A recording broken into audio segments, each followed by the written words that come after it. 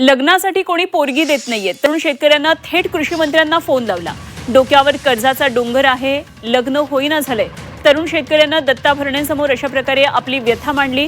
अटींशिवाय सरसकट कर्जमाफी द्यावी अशी विनंती या तरुण शेतकऱ्यांना केली आहे। बीडच्या आष्टी तालुक्यातल्या एका तरुण शेतकऱ्यानं आपला आक्रोश थेट राज्याचे कृषी मंत्री दत्तात्रय भरणे यांच्या कानावर पोहोचवला।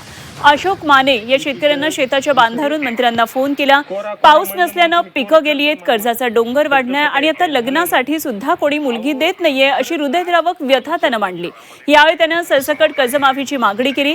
यावर भरणे यांनी राज्य सरकारनं 40,000 कोटींची मोठी कर्जमाफी केलेली आहे आणि शेतकरी अडचणीत असल्याची जाणीव सरकारला असल्याचं सांगितलं।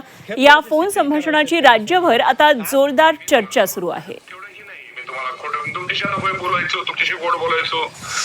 नमस्कार, नमस्ते. अशोक बोलतोय माने.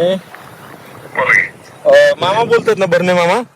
हो बोलतोय. नमस्कार मामा. भाचा तुम्हाला 2-3 दिवस झाले मामा फोन लावित होता.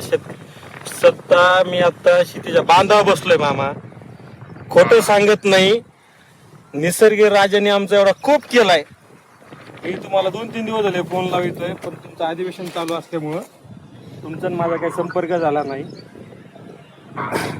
एकीकडे निसर्ग राजाने आमचा एवढा खूप केला की आम्हाला आता सध्याला मी तुम्हाला व्हिडिओ कॉल करून दाखवतो मामा. शेतामध्ये पाणी द्यायला सुद्धा आहे ना, पाणी नाहीये.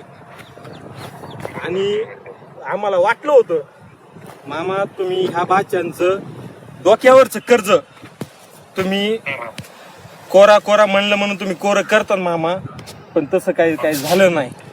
अहो खरंच आज आमच्या म्हणजे एवढी वाईट परिस्थिती मामा की आमच्यासारख्या तरुणांचे माझ्या शेजारचे यांचे लग्न सुद्धा व्हायनात मामा.